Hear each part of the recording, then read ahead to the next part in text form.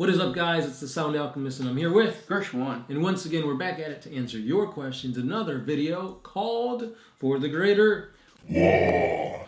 This is a video series where we answer the questions left by you, the viewer. If you have a question for us, comment down below. Put question in front of your question because we get those questions first. That is what Javier Gonzalez did. He asks, why does the Tau is the best faction ever? What you mean is, why is the Tau the best faction ever? And the answer is simple. This is not clickbaity. This is not us just trying to get views and comments down in the comment section below claiming that the Tau are horrible, purple-faced, slit, having, hoof-wearing people. I don't know. So the Tau, in the lore, the Tau Empire are the good guys. They're essentially, like, even the bad part about the Tau Empire isn't really even that bad. Brainwashing to control the empire for the greater good. I don't see that as bad as like murdering thousands of tithed Imperial guardsmen just to control one planet. But anyways, so yeah, the Tau Empire is supposed to be the good guys. They technologically advanced. They are extremely accepting of like whoever comes into the empire, as long as they are for the greater good, or in other words, for the greaterment of the continuation of the prosperity of the Tau Empire. They're not psychically like anything, so like warp and the chaos can't really affect them in the same way. Yes, they can get freaked out, and yes, they can go off and attack non-Tau auxiliaries, but still, I think that's why the Tau Empire is truly the great best faction within 40K. Interesting. I mean, yeah, when you look at it that way, that is a lot of positive. You can benefit your own self by just, preaching to the greater good. You could, as far as I know, you could still pray to your God and everything. You can still keep your beliefs. You just have to basically pull your own weight towards the betterment of the Tau. You could ride robots. You could see those squatty, thick ethereals and Tau. But yeah, I mean, prove us wrong. Yeah, give us one negative about the Tau. They're small. They have hooves. They're purple. Or no, they're blue, right? Yeah. They suck in close combat. They're weeaboos. Yeah. They ride Gundams. But again, those aren't even as bad as they're not grim dark enough for 40K. Yeah. Good question, though. Next question comes from Turt75. If the Imperium would convince the Orcs that the Emperor is getting stronger, could they revive the Emperor from the Golden Throne? So could the Orcs revive the Emperor or any other disabled hero of the Empire? This is a good question, and this is a video that I've been trying to make for a while now, and I've been reworking it. It's basically a 40 facts on about WAAAGH energy, because that's what you're describing. And no, the answer is no. They could not wish the Emperor back alive. That's not how WAAAGH energy works. It's really just like they get lucky. Mm-hmm. Yeah. There's nothing magical about it. Yeah, it's just, if you believe hard enough, maybe the strings of fate would help you propel in your... I don't know what I'm saying.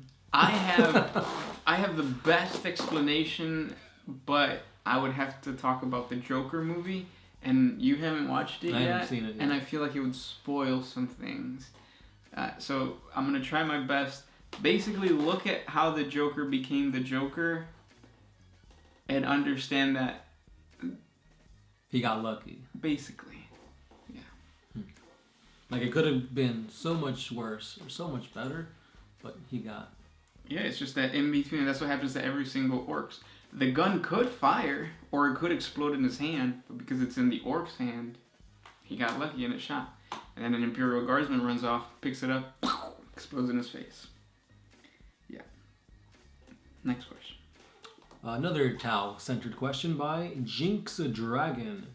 As the Tau are the hands-off in their own control, how do they ensure the greater good is kept throughout the Empire? Or to put differently, would the Tau really have no problem with a governor who cares not for the greater good? So, you're saying that Tau aren't progressively in control of their own betterment? Well, I mean, in a way, yes, you're right, because it's the ethereals choosing what is right and what is wrong. Yeah. But as long as you follow in those doctrines, you're all right. Right. So if you're an average or if you're an average Tau citizen, you follow not really what really is for the greater good. You follow what is good. What the ethereals mandate as the greater good, and that greater good so far has been on point for the ethereals, right? Yeah, for the most part.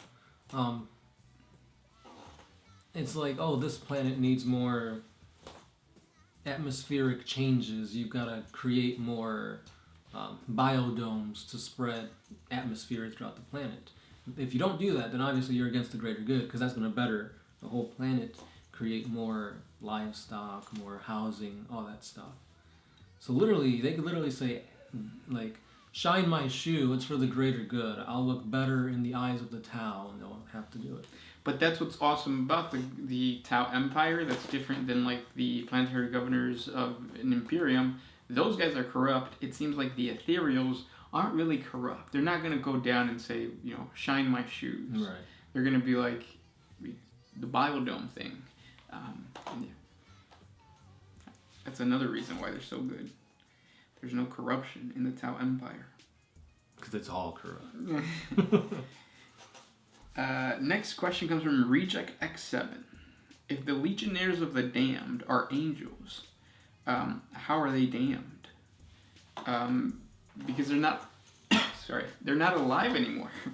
They're damned in terms of like they will forever be stuck within the in-between of being dead and being alive. Right.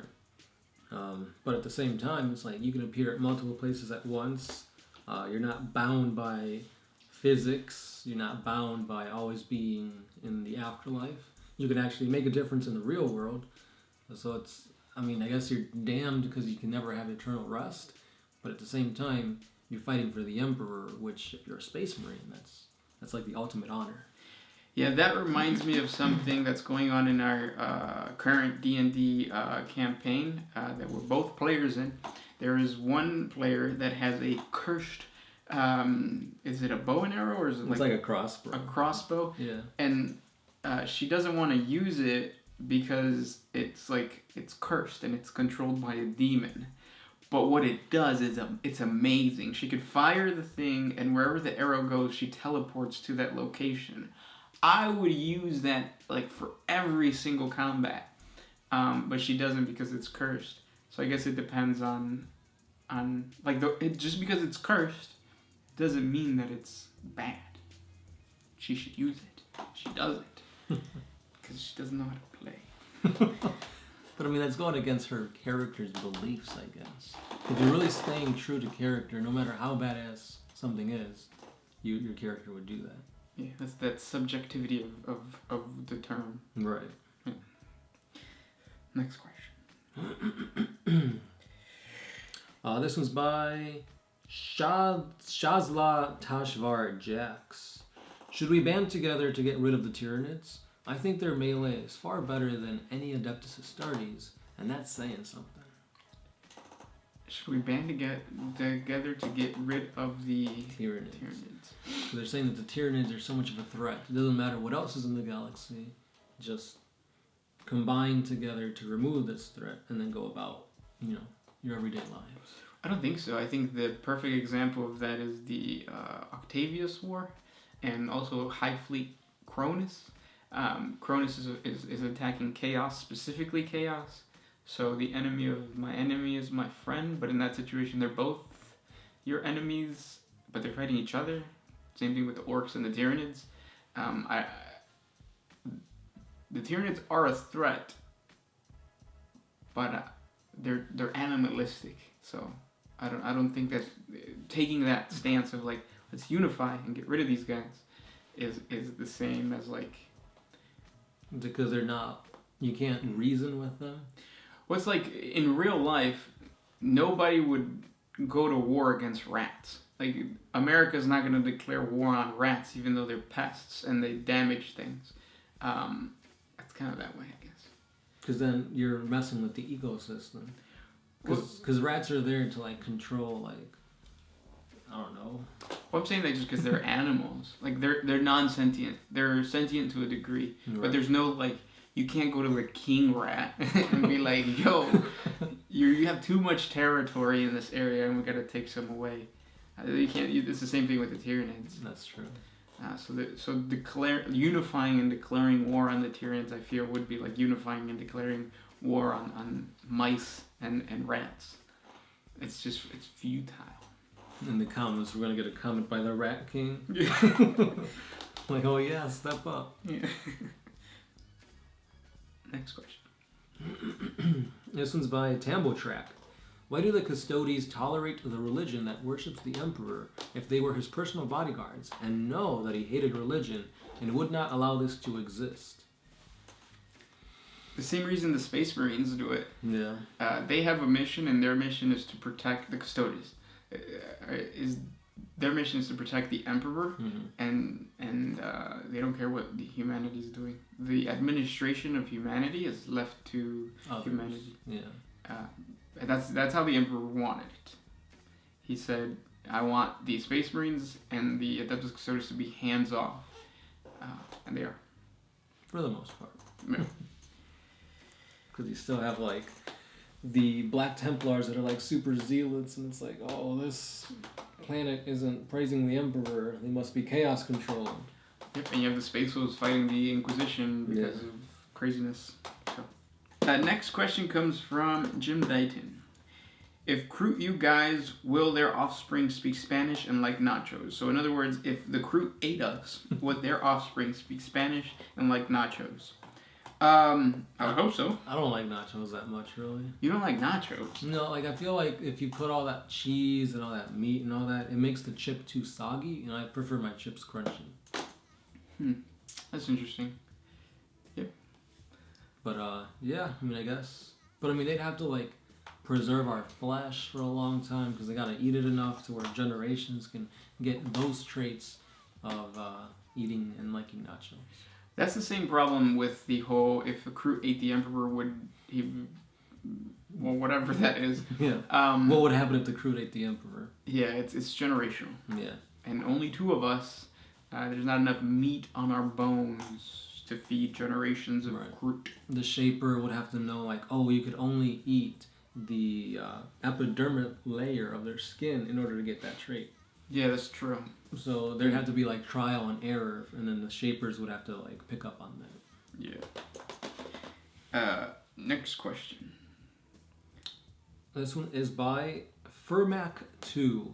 If the Thousand Sons wouldn't have turned traitor, would they have become the Grey Knights? No. No. They were their own thing. I think you said this in a different video. Like, they would have specialized into their own... what are they called? Were they cults? Oh, yeah. Like, they had, like, the Cult of the Raven or whatever. Cabals, maybe? Cabal of the Raven. Yeah, they had their own specializations, which, if they were Grey Knights, they'd all just be against demons, and that's not their forte. Yeah, and you have to remember that the history of the Grey Knights is tied to the Inquisition, and is tied to... is it Malcador going off and searching? No. It's not Malcador going off and searching for, like, the best of the best, right? It might be. Yeah, I think so. I think Malcador searched for guys that were uncorruptible. And obviously the Thousand Sons were not. Yeah, they're highly corruptible. Next question comes from Brian B. Why do you hate the Lion? Because he's bland. I mean... Or, you know what, maybe it's just personal, right? I don't know. He killed my father. He raped my mother. I hate you, Lion. No, he, I feel like there's better Primarchs than him, and I feel like he's gonna be the next one to be released. And I think that's where that animosity stems from. You wish it was the Lehman Russ or Vulcan or... Yeah, like, anybody really would be better than the Lion to come out. Because I feel like the Lion would be too close to what Gilliman can do. like, oh, I've got a big sword. I'm a big brawler guy. Let's kill him. Yeah, I think it's, now that you mentioned that, I do think that it is, for me, it's the fact that the lion represents the knight, like a knight in shining armor or whatever. But so you're bringing in fantasy, in my science fantasy, and it's like, no, I want more science than fantasy. And I think the whole Dark Angels are all about like the fantasy element of that. Like they are paladins. They are like Well, I mean, you have the Knights of Caliban. Their armor, they have the robes and everything. Very reminiscent to like back in the day and stuff like that. Yeah, and they're very like in your face about it. Whereas like, yes, all Space Marines are paladins, but they're not in your face about it. They twist it in a certain way. That's kind of cool. I would much rather see Vulcan come back than the Lion. Even Jagtai Khan or any White Scar would be pretty cool. Yeah, so it's just personal. Those are the questions for today. Don't forget we have a giveaway going on right now. If you check out the horrible realities of an Imperial Guard Assassin, you could win an Imperial Guard Assassin. Which one? Well, you gotta watch the video to find out. Or I guess just look behind you. I think it's over there. But yeah. Oh yeah, keep those questions coming, guys. Hit that subscribe button so you don't miss out on your chance to win. It's Gershwin. Solid Alchemist, and we are out.